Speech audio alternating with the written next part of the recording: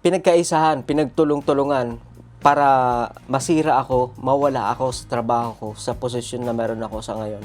Kikwento ko sa inyo mga kabsat kung ano yung ginawa kong way para ma-save ko yung sarili ko. Marami sa inyo makaka-relate dito mga kabsat, kaya stay tuned. Real life, real stories. I'm Kabsat Dario and this is my OFW journey here in Kuwait. Hello mga kabsat, isang mapagpalang panahon para sa kanilang lahat. Muli tayo nagbabalik. Kung napanood nyo yung last episode ko sa vlog na to, i-ano ko sa description dito sa taas. Kung gusto, kung na-miss nyo yung vlog ko na yun.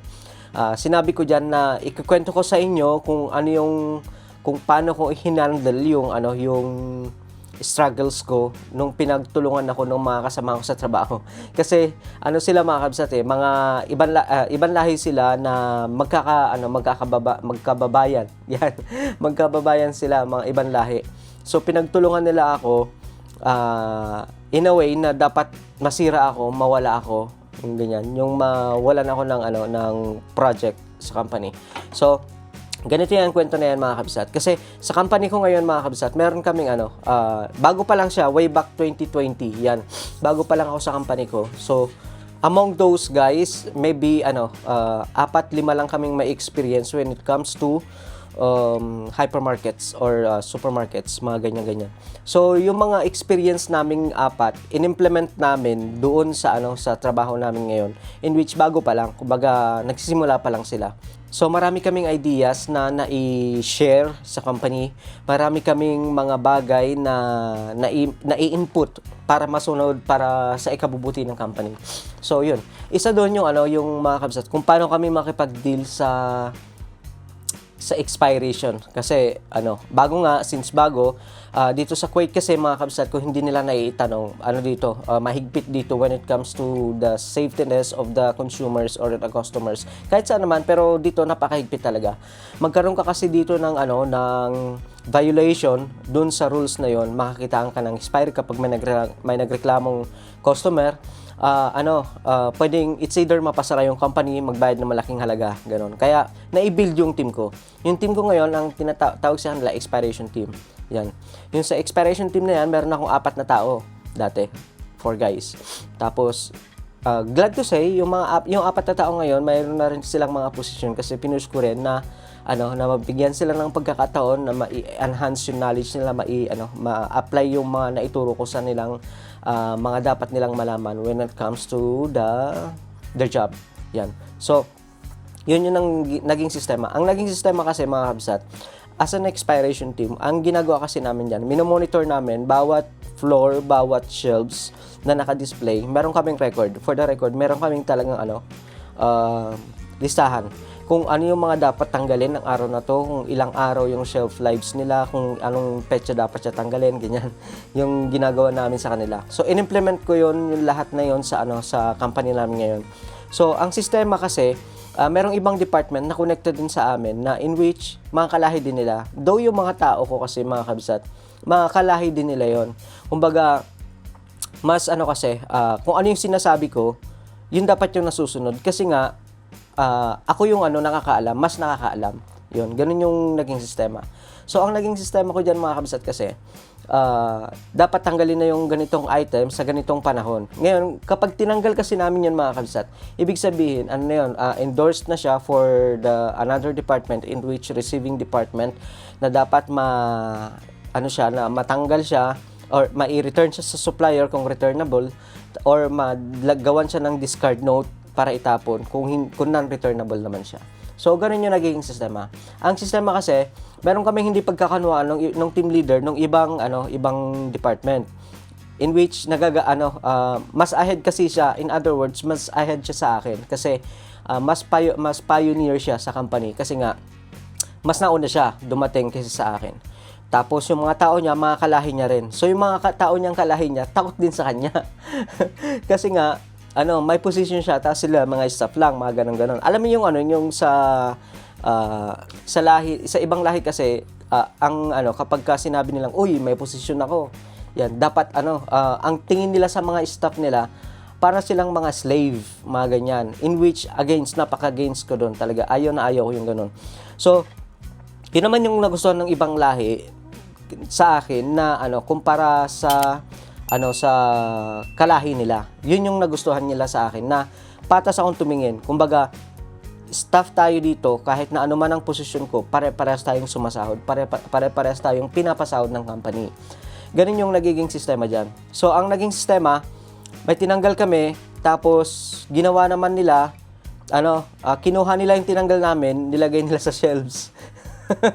Para ma-pick nung mga, ma-pick nung mga tao na magpipicking day after. Ganon. So, nakakuha ng yun, normally, kasi binalik nila, nakakuha sila ng expiration, ng expired na item. Tapos, the worst scenario, hindi siya worst scenario, ang ginawa nila, kasi kapag ka, nadala yun sa customer, na reklamo, pwedeng mapasara yung company, pati sila mawalan ng trabaho. Kaya ang ginawa nila, nung na-pick nila yon, pinicturan, sinend sa group. Doon, umingay lahat. Expired to, ganito, ganyan. Bakit hindi nyo tinanggal? Ganito. Tapos tinanong ko yung mga tao ko. Sabi ko, di ba dapat tinanggal na to sa shelves? Bakit ganito? And explain nila sa akin. Sabi, 4 lang kasi tao ko noon. And explain nila. Ang sabi nila, boss, tinanggal ko na yan, ganito. Nilagay ko pa nga yan. Ito pa nga yung bilang yan. Ito pa yung ginawa kong listahan yan. Ito pa yung, yung list ng mga tinanggal ko. Sabi, doon, na-find out ko na, na tinanggal niya nga. So, ang naging sistema, kasi during that time, wala pa kasing mga CCTV sa company. So, during that time, nag-investigate ako. Yung investigation ko pala ngayon, sila yung yung pagkatanggal namin, nahuli sila. Sila yung pinakalas na, na lumalabas. Tapos, yung paglabas pala nila, doon sila gumawa ng paraan para kunin yung, yung tinanggal namin, na sinagregate namin, para i-display ulit. Kasi yung tinanggal namin, fast moving kasi yun. Tapos, ang kinabukasan, ganun yung nangyari. May order, yung item na yon. Pinicturean, sinend sa group, ganito, ganyan. Marami sila. Nag-iisang utak lang ako. Ilan silang team leader noon, nag-iisang utak lang ako. Ganito yung way nila diyan eh. Isang staff na inaaway ako sa group. Tapos meron pang isang team leader na binabackupan sinasabi nung staff, tapos isang team leader na umaaway naman sa akin kasi nga bakit hindi ko tinanggal. Tapos may isa na namang team leader na kalahi nila na na parang nagja-judge, nagre-referee, mga ganun. Pinapaliwanag ko yung nangyari, yung naging sistema. Tapos hanggang sa ang naging hindi na ako sumasagot kasi nakita ko na na wala nang patutunguhan. Kapag nag-reply pa ako wala nang patutunguhan yung usapan. Kumbaga parang wala na. Parang parang kapag nag-reply kasi ako, pabababain ko na yung yung level ko sa kanila. Kaya ang ginawa ko, hindi na ako nakipagtalo sa kanila. Ang ginawa ko na lang sa kanila is kinausap ko mismo yung yung pinakaamo namin. Tapos pinaliwanag ko sa pinakaamo namin, alam mo ba boss, sabi ko sa kanya, na kahit saan kang what do you call this, supermarket or hypermarket all over the world na na mag-research na pumunta, sabi ko wala ka talaga makikitang expiration team. Sabi ko sa kanya ganon. Kasi pwedeng mangyari, parang yan yung nangyayari ngayon. Merong hindi pagkakaunawaan sa dalawang department. Ngayon, gagawa sila ng nila sa isang para masira yung isang department, sabi ko sa kanya. Kasi una sa lahat, boss, sabi ko sa kanya ganun. Ang dapat na nagmo-monitor ng expiration ng bawat item is yung replenishment mismo. Sabi ko, kasi ganyan din yung gawa namin sa past job ko. Sabi ko sa kanya ganun. Ang nagmo-monitor talaga diyan is yung tao nagre-replenish kasi siya yung siya yung humahawak ng item. Siya yung nagmo-monitor ng item. Siya yung nag-aano dun sa item. So, bago niya i-display yun, dapat check niya yung expiration kung may expire siya ng una or mas mahuli siya may expire. Yun yung tinatawag na FIFO. Yan. FIFO, yung first in, first out. Para yun sa mga fresh goods. Para yun sa mga fresh goods kagaya ng mga breads, mga freshly made, mga ganyan, FIFO. Yun. First in, first out. Tapos meron din isa pang klase mga kabsat in which ang doon is FIFO. F-E-F-O. First expiration, first out. Yun. Ganun yung naging sistema doon. Ngayon, so, pinaliwanag ko sa kanya yung step by step kung ano dapat yung mga dapat gawin. Tapos, nag-agree naman siya. Siguro nag-research din siya, nag-agree din naman siguro siya. Kasi, galing din siya sa isang fresh, essentials din na company. As in-implement niya ngayon. Tapos day after, nagpa-meeting siya, in-announce niya nga na dissolve yung team ko, na mawawala ng expiration team. Ngayon, itong mga loko-loko, itong mga pangit, nag-ano sila, kasi na mawala parang nagtagumpay sila sa plano nila na mawala ako eh.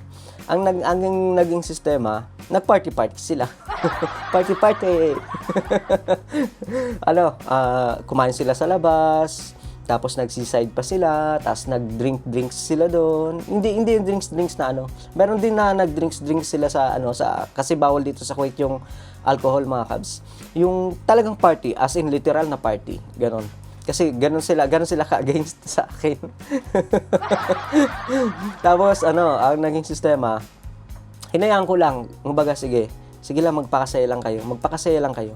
Tapos nung after na yon, nag-announce din na na may yung team, isang team in which yun yung replenishment teams. Ang sabi, ganito yung mangyayari, ganito, ganyan. Kumbaga in step by step kung ano yung magiging sistema. So yun, doon pumalo na na ako pa rin yung hahawak sa mga replenishment teams na magmo-monitor doon sa expiration team. Sa expiration ng bawat item. Yung baga tinuruan ko sila. Tapos yun, nagpa-meeting ako, ginather ko silang lahat. Including dun sa mga tao, sa mga kasama dun sa mga nanira sa akin. Ninisa-isa ko sila. Ikaw. Ako sa nila. Akala nyo ba hindi ko alam na nag-party-party kayo kasi na-dissolve yung team ko? Sabi ko sa kanilang ganun. Sabi niya, oo, tama, na-dissolve nga yung team ko. Pero para mas maging malaking team, sabi ko sa kanila. Sabi ko, tama nga nawala sila. Dati ang hawak kong tao 4. Pero ngayon ilan kayo? Sabi ko, mga nasa 30 kayo.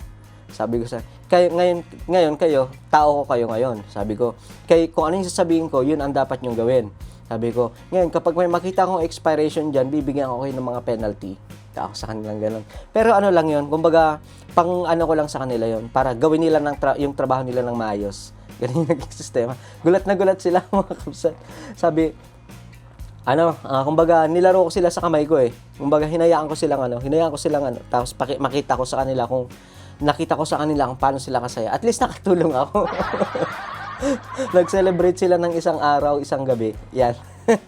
Kasi nawala na nga mga kabsat yung kinabibisitan nila.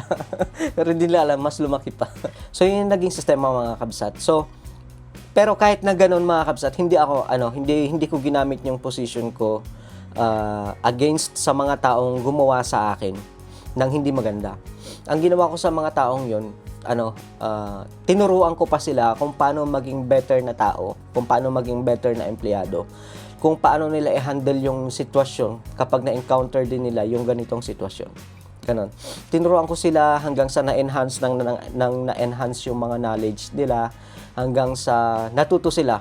Yan. Tapos, bukod pa doon, hindi naman sa sinasabing napaka-anghel ko. Baga, wala talaga silang alam, as in zero. Ultimong paghahawak sa computer, hindi nila alam. Kapag pipindot sila sa mga keyboard, ganyan-ganyan sila. Isa-isa. Pero ngayon, mas mabilis pa yata silang mag-computer sa akin.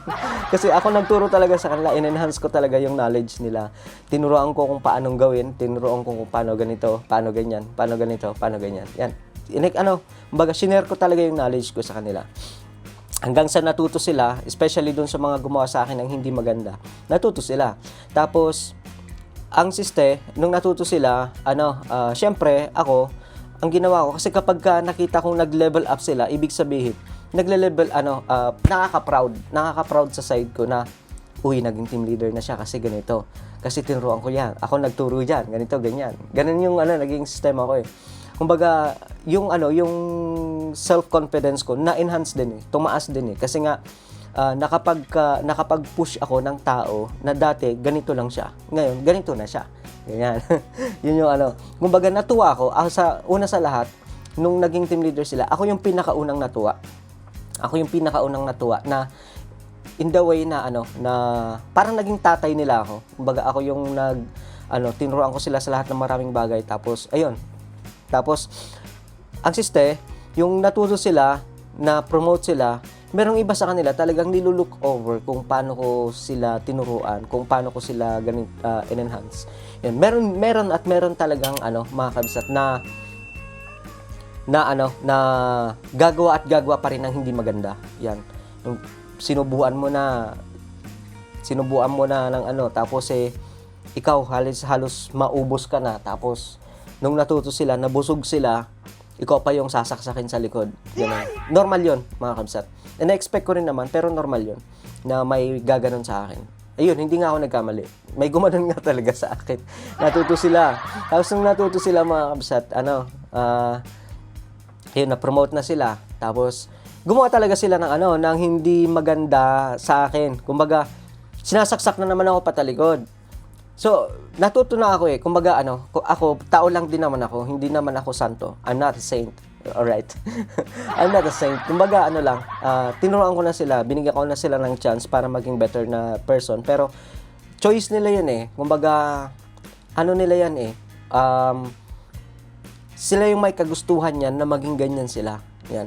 Kasi ang gusto nila, nung tinuruan ko, natuto sila, nagkaroon sila ng lahat ng bagay, ng support, lahat.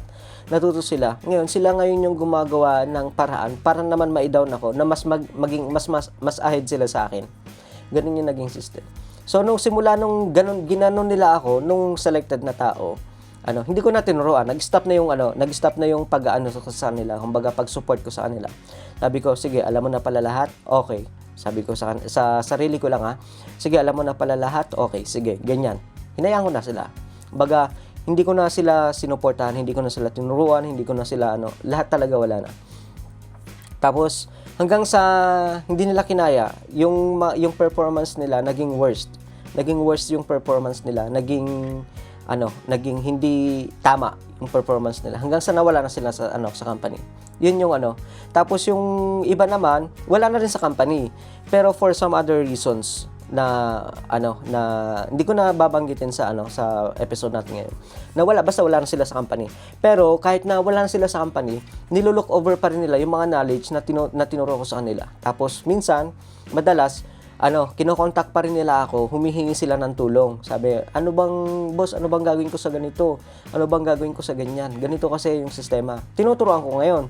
Binibigyan ko sila ng way kung paano i-handle yung sitwasyon. Kahit nasa ibang company na sila, kahit nasa competitor na namin sila, tinuturuan ko pa rin sila kung paano dapat nila i-handle yung sitwasyon nila sa ngayon. Ganun yung naging sistema, mga kabsat. So, lesson for today, mga kabsat, ang tutunan ko sa bagay na yon, mga kabsat, nabasa ko lang din to sa somewhere else. Sabi, the snake sheds its skin to become a bigger snakes. Tama nga naman. Kumbaga, nagpapalit ng skin ng balat ang ahas. Para maging mas malaking ahas. Ganun yung naging sistema. Pero kahit ganun pa rin, mga kabsat, ang ginagawa ko pa rin kasi, binato na ako ng bato, binato na ako malalaking bato, tipak ng bato. Binabato ko rin sila ng tinapay. Ganun, nakagarapon nga lang.